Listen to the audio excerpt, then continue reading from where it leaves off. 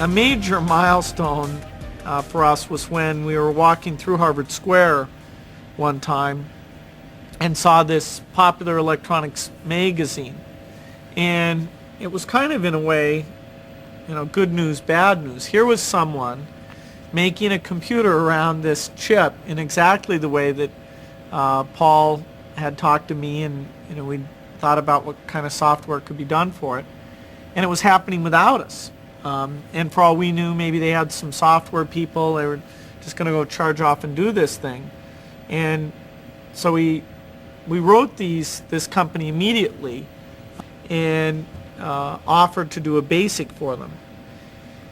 And they thought that was interesting. They called back and said, well, you're serious? We have a lot of strange people calling us. Because this article received immense interest. I mean, the idea of a kit computer, even though there was really nothing you could do with it.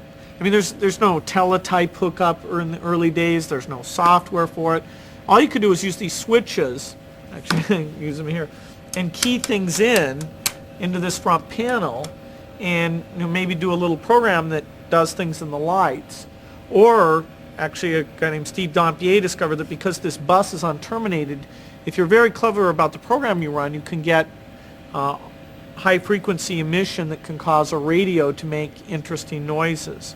Now eventually we did get controllers for teletypes and cassette tapes and floppy disks, that kind of thing. But in the early days, it's pretty useless. People just bought it thinking that it would be neat to build a computer. Because we'd never had the chip, just the book from Intel, if we'd made any mistake in terms of how the instructions worked, the thing never would have run. And so Paul was scheduled to fly out to Albuquerque. He decided to go get some sleep. I stayed up all night reading the book to see if we'd miscoded some of the instructions, and finally decided it was all okay, punch out the paper tape, and made sure Paul got that before he went off on his plane. He wrote the bootstrap loader, that is the thing you have to key in to make this computer smart enough to know to go get data off the teletype to read it into memory. He wrote that on the plane on the way out. It was actually 46 bytes, the first one. I eventually wrote one in 17 bytes, but anyway. And he took the basic to MITS. They had a machine they had run with 6K of memory, which for them was a big, big thing. And loaded it up in the paper tape. The first time, for some reason, it didn't work. The second time they loaded in, and it worked. And of course, the simulator, it's very slow because you go through lots of instructions to a single instruction. So actually, the real machine, even though it's such a simple little microprocessor, was faster than our PDP-10 simulator, about 5 times faster.